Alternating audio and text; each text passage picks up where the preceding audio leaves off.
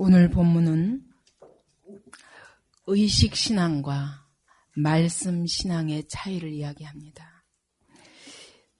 우리가 믿음에 두 가지 믿음이 있습니다. 몸으로 또 눈에 보이는 것으로 의식으로 제도로 이렇게 신앙생활하는 신앙이 있고 정말 하나님 앞에 살아계신 하나님 앞에서 하나님과의 인격적 교제를 통해서 하는 신앙이 있습니다. 성막에 법궤를 두신 이유는 뭡니까? 하나님이 그 가운데 임재하사 이스라엘 백성에게 친히 말씀하시고 명령하셔서 그 말씀을 듣고 한 걸음 한 걸음 그 광야길을 나아가도록 하기 위해서 하나님이 법궤를 주셨습니다. 성막의 가장 중요한 부분이 법궤입니다. 다만 문에서부터 들어가면서 번제단이 있고 물두멍이 있고 성소에 말씀 떡상과 그 다음에 분향단과 등대가 있고 하는 이 모든 것들은 결국 법궤에 나아가기 위한 과정입니다. 그렇죠? 그래서 성막의 가장 중요한 것은 하나님이 그 법궤 위에 임재하셔서 이스라엘 백성에게 친히 말씀하시며 이스라엘 백성의 길을 인도하기 위해서 하나님이 성막을 주신 것입니다. 광야길에서 이스라엘 백성을 그렇게 인도하셔서 성막 안에서 어떻게 하나님의 음성을 듣고 그 음성을 따라 한 걸음 한 걸음 해서 가나안 땅까지 이른 것입니다. 그리고 하나님이 약속하신 그 가나안 땅에 들어와서 이제는 그 땅에서 하나님이 가나안을 정복하고 그 가나안 땅의 모든 문화들을 꺾고 그들이 섬기는 우상을 꺾고 단을 헐고 그리고 그 위에 하나님의 나라를 세우라고 하나님이 이 가나안 땅에 들어오게 하셨지만 들어와서 속히 이제는 하나님이 별로 필요가 없는 것입니다. 본이 땅에서 나는 것이 많아요. 광야에 없는 동안에는 하나님을 바라보지 않으면 하늘로부터 만나를 내려주시지 않으면 먹을 수도 없고 반석에서 물을 내시지 않으면 마실 것도 없는 그런 광야의 훈련 생활을 보내고 이제 가나안 땅에 들어오니까 젖과 꿀이 흐르는 그 땅에 들어오니까 하나님이 여기까지 인도하신 목적이 무엇인가를 잊어버리고 이제는 땅만 쳐다보면서 땅과 가나안 족속들만 쳐다보는 겁니다. 그러다가 가나안 사람들이 하듯이 그런 눈에 보이는 우상을 섬기듯 그렇게 하나님도 점점 인격적 교제가 가장 중요한데 그죠? 하나님을 믿는 신앙은 법궤 속에서 임재하사 우리에게 말씀하시는 하나님과 영적으로 교통하며 그 하나님의 음성을 듣고 순종하는 데 신앙의 포인트가 있습니다. 근데 그걸 잊어버리고 이제는 성막도 그저 의식적입니다. 제사 드리고 법궤에서 말씀하시는 말씀도 이젠 끊겨버렸습니다. 더 이상 말씀 듣기를 원치 않습니다. 그러므로 사사기를 보면 이스라엘 백성이 뭐함으로? 하나님의 여호와 앞에서 악을 행하니라. 악을 행하여 하면서 계속 사사기가 전부가 이스라엘 백성이 어떻게 하나님 앞에서 여호와 앞에서 악을 행했는가 말씀하는데 여호와 앞에서 악을 행했다는 게 뭡니까? 하나님이 성막을 주시고 그 가운데 임재하셔서 말씀하시나 그 말씀에 더 이상 귀를 기울이지 않게 되었다는 것을 의미합니다. 오늘 우리가 이 본문을 통해서 우리 자신을 돌아봐야 됩니다. 오늘도 하나님을 믿는 신앙에 두 가지가 있는 것입니다. 맨날 예배니까 오고 수요일이면 오고 주일날이면 오고 새벽기도 시간이 되면 와서 앉아있고 이것이 신앙이 아닙니다. 이 시간 예배 속에서 하나님과의 영적 교통이 없고 하나님의 음성을 듣고 내가 그 음성 앞에 나를 굴복시키며 순종하는 삶이 없으면 그것은 의식신앙입니다.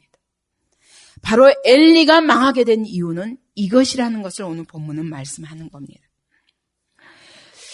이것을 이 의식신앙의 그 끝이 어떻게 드러났는가? 블레셋 사람들이 이 땅에 쳐들어오면서부터 나타나기 시작합니다. 그들의 신앙의 의식신앙의 종말이 어떠한가를 오늘 본문은 말씀하는 겁니다. 이 블레셋 사람들은 어떤 사람들이냐면 이스라엘이 가나안을 정복하던 그 같은 시대에 지중해 그레데 섬에서부터 에게해 쪽에 있는 많은 섬들로부터 이스라엘에 들어온 그런 이름이 바다의 백성이라는 그런 이름입니다. 다시 말하면 해적들입니다. 거기서부터 들어와서 팔레스타인의 이 지중해 지변에 해변에 있는 그 땅을 차지하고 거기서부터 계속 틈만 나면 영토를 확장하기 위해서 계속 북으로 올라갔습니다. 그러면 그때마다 이제 마주치게 되는 것이 이스라엘이었던 것입니다. 올라가서 음식을 약탈하고 식량을 기껏 추수해 놓으면 그거 약탈하고 이렇게 해가면서 완전히 이스라엘 백성에게는 아주 괴롭히는 존재였습니다. 근데 이스라엘이 영적으로 어두워지면 이 세력이 더 강해지는 것입니다. 그래서 드디어 이 블레셋이 이스라엘의 아벡에다가 진을 치고 그리고 이스라엘을 침공하기 시작합니다. 이때 나아가서 싸웠는데 그날 죽임을 당한 군사가 4,000명이라고 그랬습니다. 이스라엘 백성이 이해할 수 없는 겁니다. 하나님이 우리와 함께 하시는데 왜 우리가 졌는가? 여러분, 이스라엘이 착각한 것입니다. 하나님이 자기들과 함께 하신다고 생각했던 거예요. 성막이 있고 제사를 드리는 하나님이 우리와 함께 하신다고 생각하는 것입니다. 오늘도 마찬가지입니다. 우리가 예배를 드리고 있고 교회 잘 나가고 있는데 왜 잘 안 되는가? 똑같습니다. 그러나 그들이 실패했습니다. 하나님은 세상에게 이와 같이 세상 앞에서 낮아지게 하십니다. 이스라엘 장로들이 말합니다. 가로되 여호와께서 어찌하여 우리로 오늘 블레셋 사람 앞에 패하게 하시냐. 이유를 알 수 없는 겁니다. 그리고는 여호와의 언약궤를 앞세우면 되겠구나. 고민하다가 하나님이 왜 우리를 지게 하셨을까 고민하다가 기껏 이와 같이 지게 하면 하나님 앞에 통곡하며 하나님 왜 우리가 이와 같이 패배했습니까? 적어도 가나안에 들어갈 때 가나안을 정복하는 전쟁 앞에서는 그랬습니다. 분명히 여리고를 무너뜨렸는데 그 다음 아이성에서는 패했을 때 여호수아가 옷을 찢으며 하나님 앞에 엎드려서 여호와여 왜 우리가 실패하였나이까? 하나님이 약속인데 분명히 하나님은 이 가나안 땅에 들어가서 다 그들을 멸하고 승리할 것을 반드시 그 땅을 정복하게 될 것을 하나님이 약속하셨습니다. 그 약속이 분명한데 왜 패하냐 하는 것입니다. 그러나 그 앞에서 절대로 하나님 앞에 엎드리며 왜 우리가 패배했습니까 하고 가슴을 찢을 수 없는 그런 영적 어둠에 이스라엘 백성이 놓인 것을 오늘 본문을 통해서도 볼 수 있습니다. 여호와의 언약궤를 가져다가 우리 중에 있게 해서 그것으로 우리를 원수들의 손에서 구원하게 하자. 지금 이스라엘 백성들에게 있어서 우리를 구원할 것이 무엇입니까? 우리를 구원할 자가 무엇입니까? 예? 하나님이라고 믿고 있습니까? 하나님이 아니에요. 여기 보니까 언약궤를 우리에게 가져다가 우리 중에 있게 하여 그것으로 우리를 구원하게 하자. 그럼 뭐예요? 그들이 믿는 건 뭐예요? 법궤를 믿는 거예요. 법궤 자체가 이 상자 자체가 능력이 있다고 생각하는 거예요. 오랜 세월 동안 모세가 하나님 앞에서 기도하고 그 법궤에서 들은 말씀을 가지고 이스라엘 백성에게 그 말씀을 전할 동안에는 그래도 하나님이 음성을 듣고 그대로 전달이 되었는데 점점 이 땅에 들어와 가지고는 하나님을 알지 못하는 백성들이 제사장이 되고 하나님의 역사를 다 잊어버린 사람들이 제사장이 되고 지도자가 되면서 하나님의 나라가 속히 무너지는 걸 볼 수 있습니다. 그들은 더 이상 하나님의 법궤의 의미가 거기서 임재하사 우리에게 말씀하시고 명령하시는 하나님이 아니라 법궤 그 자체가 능력이라고 믿게 된 것입니다. 오늘도 우리의 신앙이 마찬가지입니다. 여러분, 하나님 그분과 인격적 교제가 없는 신앙은 신앙이 아닙니다. 엘리가 망했듯이 이런 의식 신앙은 끝은 멸망으로 갈 수밖에 없다는 것입니다. 이들이 하나님 그분께 구원해달라고 구하는 것이 아니라 눈에 보이는 궤만 의지하는 것입니다. 아침에도 이야기했듯이 우리 기독교 신앙은 하나님을 믿는 신앙은 눈의 종교가 아닙니다. 눈으로 보는 것으로 말미암아 그것을 의지하는 것이 아닙니다. 세상의 모든 이방 종교들은 눈으로 보이는 것을 의지합니다. 그래서 우상을 열심히 만들어냅니다. 그러나 하나님을 믿는 신앙은 아무것도 없습니다. 아무것도 없습니다. 오직 뭐 해야 됩니까? 들어야 됩니다. 귀의 종교입니다. 하나님의 음성을 듣는 것이 하나님을 믿는 신앙의 시작이요 끝입니다. 근데 여기서 실패하면 우리의 신앙은 헛것입니다. 바로 이스라엘 백성들이 눈에 보이는 궤를 의지하고 그 상징만 남아있지 하나님 그분을 잃어버린 것입니다. 이스라엘의 하나님을 믿는 그 신앙이 실종된 것입니다. 하나님이 아니라 법궤를 믿게 되고 성막 그 자체를 믿게 되고 제사 자체를 믿게 되고 제사장이라는 직분을 믿게 되고 그러면서 하나님을 잃어버리는 것입니다. 그렇게 되니까 하나님과의 인격적 관계가 없으니까 하나님을 이제는 수단화하게 되고 도구화하게 되는 것입니다. 내가 하나님이 필요할 때 보통 때는 하나님과 아무 상관이 없다가 하나님과 관계없이 살다가 어려움만 생기면 달려가서 하나님을 수단으로 삼고 왜 하나님이 이렇게 하십니까? 내가 교회도 잘 나가고 내가 이 교회에서 열심히 봉사하는데 왜 그렇습니까? 소용없습니다. 하나님과의 인격적 관계가 없으면 우리는 하나님을 잃어버리게 됩니다. 하나님의 주권 앞에 나를 복종시키고 순종하는 그런 사람으로 서야 되는데 그게 아니라 나의 주권 아래 하나님을 이용하는 신앙. 무서운 것입니다. 무서운 것입니다. 이것이 바로 기복신앙인데 아마 이게 기복신앙이 엘리 시대부터 벌써 이미 시작됐던 겁니다. 오늘도 그렇습니다. 하나님과 나와의 관계가 중요합니다. 여러분 정말 제가 안타까운 것은 제가 정말 멋있게 그냥 설교문을 써가지고 줄줄줄줄 읽으면서 신학적인 해석만 해주고 그리고 멋있는 말로 여러분들 감동 감화시키는 것으로 끝났으면 저도 좋겠습니다. 그러면 설교가 훨씬 쉽습니다. 근데 제가 이렇게 설교가 길어지고 설교가 여러 번 반복되고 그리고 또 정말 끊임없이 어제 한 얘기 오늘 또 하고 오늘도 한 번 한 얘기 또 두 번 하고 세 번 하고 하는 이유는 여러분 이 말씀이 여러분의 영 속에 들어가서 여러분을 변화시키고 내 영적 변화가 일어나는 그 열매가 없으면 설교가 무슨 소용입니까? 예배가 무슨 소용입니까? 이 자리에서 정한 시간에 딱 몇 분 안에 예배가 끝나면 그 예배가 하나님 받으시는 예배일까요? 안타까운 겁니다. 내 안에 말씀을 듣고 내가 그 말씀 앞에서 엎드려서 굴복하며 하나님 앞에 가슴을 치며 나의 오늘 이 말씀 앞에서 나의 어떤 부분이 문제인가 그것을 놓고 하나님 앞에 회개하는 역사가 없이는 이 예배가 하나님이 상달하시는 예배일까요? 하나님과 나와의 관계가 이루어지는 예배입니까? 그것이 안타까운 것입니다.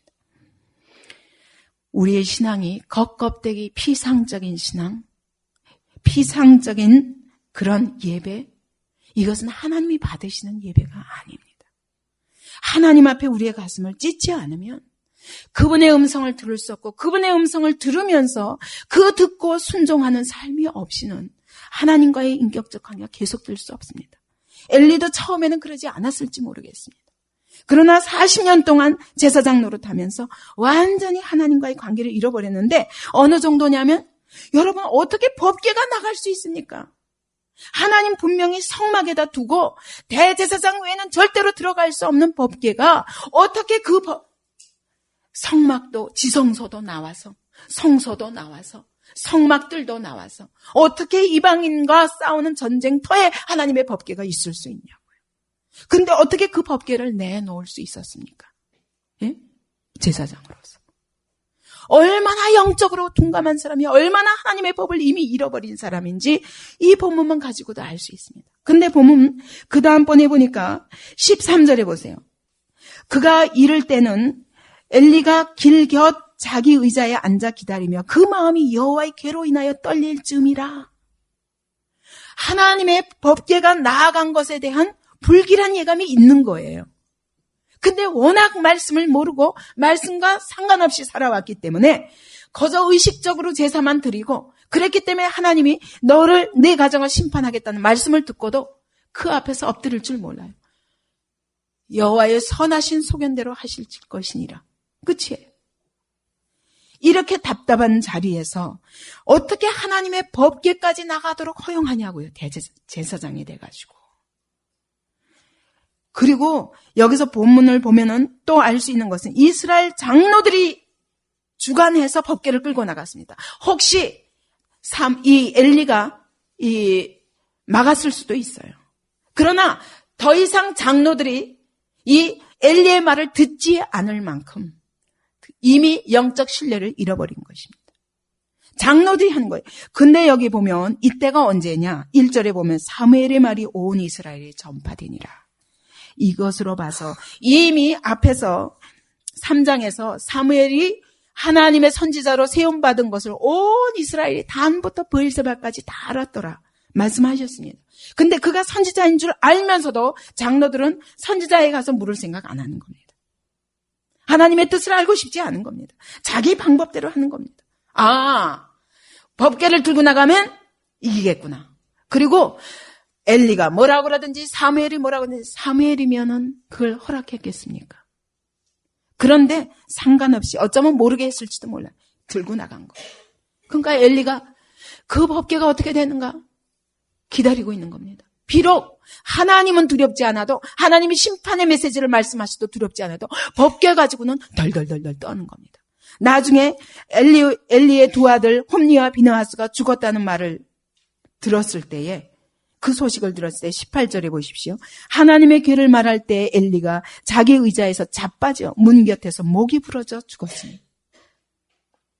여기가 이 아들들이 죽었다는 소식을 듣고도 엘리는 뭐 때문에 심장마비를 일으켰습니까? 뭐 때문에? 하나님의 궤를 말할 때. 그러니까 엘리가 얼마나 하나님의 법궤를 소중히 여겼는가는 알 수 있어요. 하나님의 법궤는 소중히 여겨도 하나님 그분과의 인격적 관계는 없는 것입니다. 이것이 엘리 신앙의 정체입니다. 이것으로 인하여 엘리 자신도 망하고 그 가정도 망하고 하나님의 나라도 말할 수 없는 큰 패배와 그 낭만과 절망 속에 빠지는 겁니다. 이 언약궤를 들고 온 이스라엘이 큰 소리를 쳤습니다. 이제는 하나님의 법궤가 나가니까 너희들 이제는 죽었다. 우리가 이겼다. 큰 기대를 가지고 나갑니다. 근데 하나님의 백성인 이스라엘만 이와 같은 기대를 가진 게 아닙니다. 여기 보니까 8절에 보니까 우리에게 화로다. 누가 우리를 이 능한 신들의 손에서 건지리요. 누가 이렇게 말합니까? 블레셋도 또한 야 큰일 났다. 왜 저들이 갑자기 지고 4,000명이 죽는 역사가 있었는데 그러고도 또 저렇게 갑자기 큰 소리를 들으며 달려드는가? 가만히 보니까 법궤가 왔구나. 그들은 두려워 떨었습니다. 왜? 하나님의 백성들 안에 역사하시는 하나님이 어떤 능력의 분이요, 어떤 분이신지를 그들도 아는 겁니다. 블레셋도 알았습니다. 우리가 이 능한 신들을 어떻게 이기려? 이 능한 신들의 손에서 누가 우리를 건지려? 그 얘기는 뭐예요? 그들이 알기를 하나님은 능하신 분인 것을, 이스라엘의 하나님이 어떻게 능하신 분인가를 그들은 알았던 겁니다. 광야에서 여러 가지 재앙으로 애굽 신들을 친 신들이라. 애굽인들을 다 친 신이라. 하나님이 애굽에서 어떻게 10가지 재앙으로 역사하셔서 이스라엘 백성을 그 손에서 건지셨으며, 그리고 홍해를 어떻게 가르시고 광야 40년 동안 어떻게 일하셨다는 걸 그 당시에 모든 열방들도 다 익히 들었던 것입니다. 그런데 그래서 이스라엘 자신도 승리를 확신하고 블레셋은 질 것을 확신하고 그랬는데도 불구하고 그들의 예상과 전혀 다르게 참패를 합니다. 참패를 하는데 하나님의 법궤도 뺏기고 엘리의 두 아들도 죽었습니다. 그것을 들은 엘리가 그 자리에서 의자에서 넘어져 목이 부러져 죽었습니다. 이것은 몸만 굳었다는 걸 의미하는 것이 아닙니다. 그 영으로 얼마나 굳어있는 자인지 그것을 상징적으로 이야기하는 것입니다. 이날에 패한 이스라엘 보병들이 엎드러진 자가, 죽은 자가 3만이었다고 그랬습니다.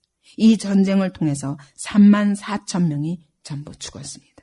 뿐만 아니라 하나님의 궤는 빼앗겼고 홈니와 비느하스는 그날 죽었습니다. 이렇게 보면 여러분 어떻습니까? 하나님이 과연 이스라엘을 사랑하시는가? 하나님이 과연 이스라엘과 함께 하시는가? 이런 상황에서도 하나님이 함께 하시는가? 하나님이 함께 하시는데 어떻게 이런 일이 일어날 수 있는가? 여러분 그런 생각이 들지 않습니까? 우리 개인에게 있어서도 여러분 내가 분명히 신앙생활을 하고 있는데 내 삶에 이런 문제가 생길 때 여러분 왜 하나님이 정말 나와 함께 하시는가? 그렇게 의심할 수 있습니다. 그러나 우리는 성경을 통해서 이와 같이 이스라엘의 완전한 패배와 절망의 시간이 왔을 때에도 하나님은 여전히 이스라엘 가운데서 일하고 계시고 바로 이 일이 법궤를 빼앗기고 홈리와 비느하스가 죽고 엘리가 죽고 이스라엘 군사가 죽임을 당할 수밖에 없는 이 사건 속에 하나님이 주권적으로 일하고 계심을 우리는 성경을 통해서 볼 수 있습니다. 때로는 하나님의 백성에게 고난이 닥칠 때 거기에 하나님이 안 계신 것이 아니라 하나님이 그 자리에도 함께 하시는 것입니다. 그렇기 때문에 우리가 어떤 문제를 당하든 어떤 문제를 만나든 어떤 고난 속에 있든 우리는 이 사건 속에서 하나님이 내게 원하시는 뜻이 무엇인가? 그것을 물어야지. 하나님이 계신가 안 계신가? 나와 함께 하시는가? 나를 사랑하시는가 안 하시는가? 그거를 의심해서는 안 됩니다. 이와 같이 법궤가 빼앗겨지고 이스라엘이 다 죽임을 당하고 홈리와 비느하스의 엘리가 죽음으로 인해서 삽시간에 하나님의 나라가 무너지는 것 같은 이 상황 속에서도 하나님은 놀라운 계획을 가지고 그 일을 행하고 계신 것입니다. 하나님이 계획하신 가운데 이 일이 이루어지고 있는 것입니다. 그러면 그 계획이 무엇이냐? 하나님은 일단 이와 같은 의식적인 신앙은 종말을 고해야 한다고 말씀하시는 거예요. 우리는 구약을 볼 때 엘리가 죽임당했구나. 나도 죽겠구나. 나도 의식신앙인데 이렇게 생각하면 안 됩니다. 하나님은 구약을 통해서 우리에게 영적인 그림자를 그려주시는 것입니다. 실체는 무엇이냐? 내 안에 엘리도 있고 사무엘도 있을 수 있는 것입니다. 엘리와 같이 의식적인 신앙생활을 하는 것은 죽어야 되는 것입니다. 이것은 끝나야 되는 것입니다. 빨리 끝을 내야 되는 것입니다. 그런 신앙에 있는 한 의식신앙, 형식신앙, 피상적인 신앙에 있는 한 우리의 삶에 멸망이 임할 수밖에 없고 실패가 임할 수밖에 없고 세상 가운데서 패배할 수밖에 없습니다. 하나님이 버리신 것 같은 자리에 있을 수밖에 없습니다. 그러나 하나님은 결단코 하나님의 나라를 망하게 하시는 분이 아닙니다. 이때는 사무엘이 아직 선지자로 완전히 왕성하게 일하지 못한 때였습니다. 근데 바로 이 하나님의 법궤 사건을 통해서 하나님이 사무엘을 들어 올리십니다. 하나님의 나라에는 큰 소망인 것입니다. 이제 의식신앙은 죽고 이스라엘에 하나님의 말씀이 왕성하기 시작하는 것이 사무엘이 등장하면서부터. 오늘도 저는 하나님의 교회가 왜 이렇게 무력한가? 저는 의식신앙 때문이라고 확신합니다. 우리가 정말 고난당할 때에 일제하에서 신앙을 지켜야 할 때 피를 흘리며 신앙을 유지했습니다. 값을 치르면서 우리의 신앙을 지켰습니다. 공산주의가 이 땅을 범람할 때에 피를 흘리며 값을 치르며 하나님의 교회가 섰었습니다. 그런데 그런 고난의 과정을 속히 잊어버리고 하나님의 교회를 하나님이 부흥케 하실 때에 우리가 얼마나 속히 물질주의와 기복신앙으로 가면서 드디어 우리가 하나님의 말씀으로부터 멀어지고 이제는 눈에 보이는 것만 키우는 것입니다. 건물을 키우고 사람 수를 늘리고 형식적인 프로그램만 늘리고 실제로 그렇게 프로그램이 늘어난 것만큼 하나님의 말씀은 무시되고 있는 것입니다. 하나님의 음성을 듣고 순종하는 것보다 겉에 보이는 그런 화려한 하나님의 종들도 명예욕에 빠지게 되고 숫자를 통해서 자기의 성취를 이루려 하고 이런 것들 때문에 오늘 하나님의 나라가 무력하고 세상 앞에 비굴한 자리에 놓이게 되고 블레셋에 지는 것처럼 세상 앞에 우리가 조롱당하는 자리에 놓이게 하셨습니다. 지금 하나님이 일하시는 것이 아니라 일하시지 않으시는 것이 아니라 하나님이 일하시고 계시기 때문에 오늘 우리가 이 자리에 있다고 생각하면 얼마나 두렵습니까? 일생 제사장으로 살았지만 끝까지 하나님의 말씀은 외면하고 법궤만 붙잡고 있었던 엘리를 생각해 보십시오. 그러다가 순종할 능력을 잃어버린 한 믿음의 사람의 마지막 모습입니다. 오늘 우리는 두려워해야 됩니다. 오늘 우리의 예배가 하나님 보시기에 의식으로 끝난다면 두려운 일입니다. 하나님 보시기에 피상적이요, 말씀에 순종이 없고 말씀을 두려워하지 않는 신앙으로, 그런 피상적인 신앙으로, 의식신앙으로 이 자리에 서 있다면 여러분, 언제 우리가 점점 이상해요. 말씀을 들으면서 순종하지 않으면요, 점점 영은 강팍해지더라고요. 그래서 그게 한 번 불순종, 두 번 불순종, 한 번 이쪽 귀로 왔다 이쪽 귀로 지나가고, 이쪽 귀로 왔다 두 번 이쪽 귀로 왔다 이쪽 귀로 지나가고, 이것이 거듭하면서부터 내 영은 강팍해져 가더라고요.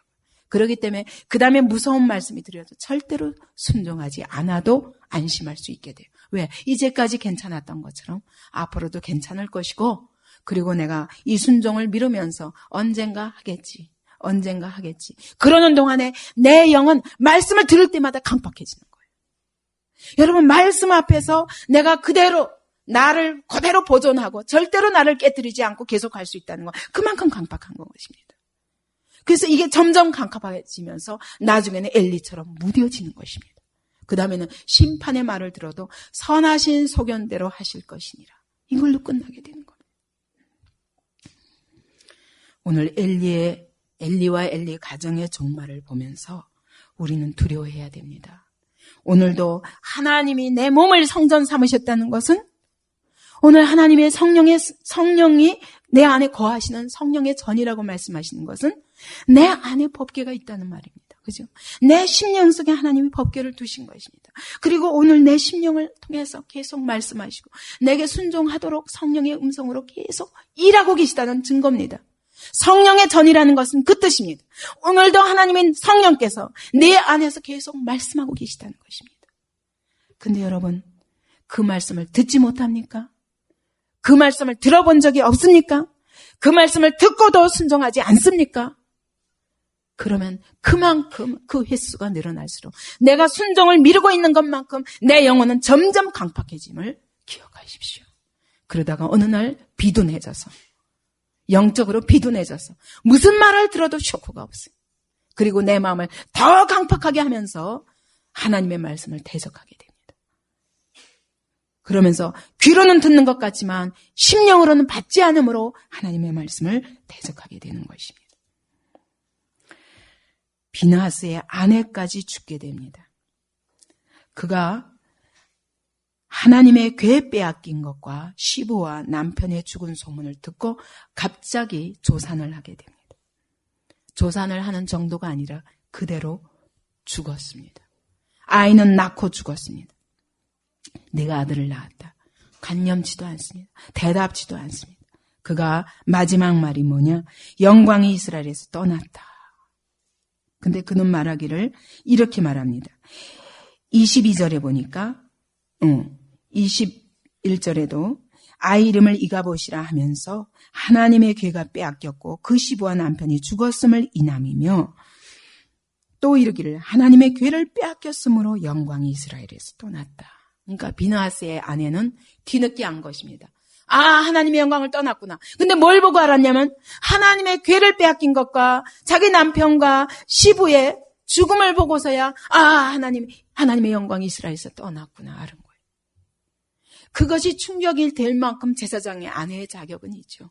그러나 그가 좀 더 일찍 알았더라면 그 남편을 고치고 그 가정을 고치고 얼마나 하나님의 교회를 또 고칠 수도 있었을 겁니다. 그러나 여전히 법궤를 의지하는 신앙인 거예요. 법궤가 떠난 걸 보니까 하나님의 영광이 떠났구나 알았지, 하나님의 영광이 실제로는 하나님의 영광이 떠났기 때문에 법궤가 떠난 것입니다. 이미 하나님이 엘리와 함께하지 아니하시고 홈리와 비나하스가 함께하시지 않기 때문에 법궤를 빼앗기고 죽임당한 자리에 놓이게 된 것입니다. 이가봇이란 영광이 어디에 있는가라는 뜻입니다. 그것은 또 다른 말로 하면 하나님이 어디 계신가라는 뜻입니다. 과연 하나님이 이스라엘 가운데 계신가? 그러면서 그는 그대로 죽어버렸습니다. 하루아침에 한 집안에서 4명이 죽었습니다. 이것은 하나님께서 결단코 우리에게 죽으라고 말씀하시는 것이 아니라 죽지 않기 위해서 너는 엘리의 자리에서 떠나라. 홈리와 비느하스의 자리에서 떠나라. 하나님이 결국 이 시대 엘리와 홈리와 비느하스의 시대를 막을 내리시는 것입니다. 그리고 이제부터 그들의 죽음이 곧 하나님의 일하심의 시작인 것입니다. 오늘 내 안에 엘리와 홈리와 비느하스가 있습니다. 아무리 말씀을 들어도 그 말씀 앞에 순복할 수 없는, 그리고 그 말씀을 머리로 듣고 그 말씀을 절대로 가슴과 손과 발로 몸으로 받지 아니하고 그 말씀에 대하여 고개만 끄덕끄덕하고 그렇구나. 그리고 끝낸다면 우리가 바로 엘리가 아닙니까? 이런 신앙은 절대로 하나님이 기뻐하시는 신앙이 아니요. 그 종말이 어떠한가를 하나님은 오늘 본문을 통해서 우리에게 나타내십니다. 이제부터 하나님은 일하기 시작합니다. 하나님이 법궤를 뺏기게 하신 것도 하나님의 역사입니다. 이제는 내가 너희들을 통해서는 일하지 않겠다는 뜻입니다. 이스라엘을 통해서는 더 이상 일하지 않겠다는 뜻입니다. 그들은 여호와의 법궤를 들고 나가서 이야 우리가 이겼다. 우리 신이 이스라엘의 신을 이겼다. 그 능한 신 애굽에서 이스라엘 백성을 10가지 재앙을 통해서 건져내시고 광야에서 어떻게 먹이시고 입히시며 40년 동안 인도하시고 가나안 와서 다 모든 족속을 멸하게 하셨던 그 능하신 하나님까지 우리 신이 이겼다. 그럴 때 그때 하나님은 바로 그 법궤의 능력을 드러내시기 시작합니다. 결단코 하나님은 영광을 다른 것에게 뺏기지 아니하시는 분이십니다. 하나님은 홀로 가셔서 이방 땅 블레셋의 포로처럼 가셔서 홀로 싸우십니다. 그것이 그 다음 5장부터 나오는 스토리입니다. 결국 그렇게 하고 하나님은 다시 이스라엘로 돌아오십니다. 왜? 블레셋이 견딜 수가 없는 겁니다. 그 땅에서 계속 재앙으로 임하시는 그 하나님의 법궤를 감당할 수 없어서 소를 태워가지고 소에다 실어가지고 그랬더니 소가 젖된 소인데도 젖된 소라는 얘기는 자기 새끼를 두었기 때문에 절대로 가지 않습니다. 그런 소가 눈물을 뚝뚝 흘리면서 어디로 가냐면 누가 시키지도 않았는데 이스라엘 땅으로 흘러가는 겁니다. 하나님 그런 방법으로 하나님의 초월적인 역사로 일하십니다. 너희들을 통해서는 영광 안 받으시겠다는 것입니다. 여러분 하나님이 우리를 사용하사 우리를 통해서 영광 받으시겠다는 것이 얼마나 큰 축복인지 얼마나 큰 축복인지 이것이 얼마나 큰 영광인지 혹시 하나님이 내가 너를 쓰시겠다 그러면 아이고 안 되는데 내 뭐 뺏길까 봐 내가 혹시 재밌게 못 살까 봐 그리고 두렵지 않습니까? 그러면서 하나님의 영광을 드러내는 삶에 대해서 내가 왜 나를 위해서 살아야지 하나님의 영광을 위해서 살아야 돼 혹시 이런 깊은 속에 아직 그런 의문을 갖고 있지 않습니까? 하나님이 우리를 통해서 일하신다는 건 놀라운 하나님의 영광입니다. 이스라엘 백성 비록 이와 같이 불신앙의 사람들이지만 다른 나라들이 볼 적에도 이스라엘이 법궤만 들고 나다니면 벌벌벌벌 떠는 거예요. 이스라엘 안에서 역사하시는 하나님을 그 이스라엘 백성들은 모르는데 블레셋 사람들은 보고 아는 겁니다. 당사자들은 믿지 아니하고 당사자들은 피상적인 신앙으로 바꿔버리고 당사자들은 하나님과의 교제를 소홀히 하며 하나님의 영광과 상관없고 오직 가나안 신을 섬겨가면서 이제 눈으로 보고 섬기는 신앙이 되게 쉽거든요. 그죠? 여러분 여기다가 하나 갖다 세워놓고 그 앞에 가서 절만 하면 되고 그 앞에 가서 기도만 하면 되는 그런 신앙이 얼마나 쉽겠습니까? 그런데 여러분 그것은 참된 예배가 아닙니다. 그것은 참된 신앙이 아닙니다. 하나님의 음성을 듣고 하나님과의 인격적 교제가 중요한 것입니다. 여러분 오늘 하나님이 내게 2시간 나하고 얘기하자. 넌 나하고 오늘은 3시간 얘기하자. 그러면 해야지. 나 1시간 딱 됐으니까 끝냅시다. 그럴 수 있어요, 여러분? 기도 시간 45분을 줬더니 그것도 못 견디고 기도를 못하면 어떻게 하나님과 인격적 교제가 이루어지겠습니까? 때로 하나님이 우리에게 길게 요구하시면 길게 함께 할 수 있는 이게 정말 주님과의 교통이 이루어지면서 거기서 주시는 기쁨이, 저는 하나님이 날 보고 20시간이라도 너 나하고 얘기하자 그랬으면 너무 좋겠어요. 너무 짧게 주시는 것이 너무 괴로워요.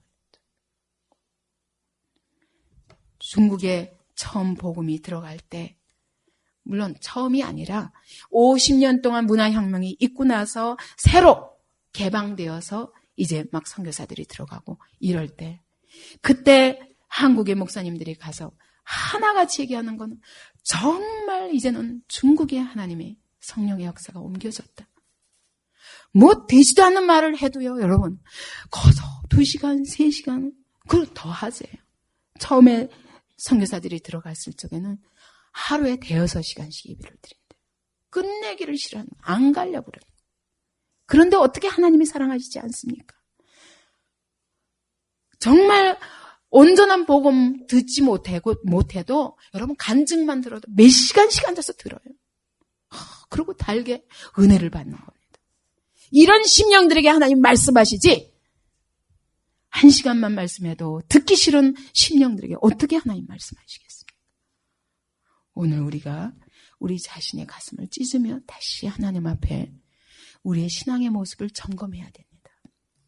내 안에 엘리와 홈리와 비느하스 같은 이런 완악한 심령으로 인하여 제사를 드리면서도 제사를 멸시하는 자리에 혹시 있지 않는가?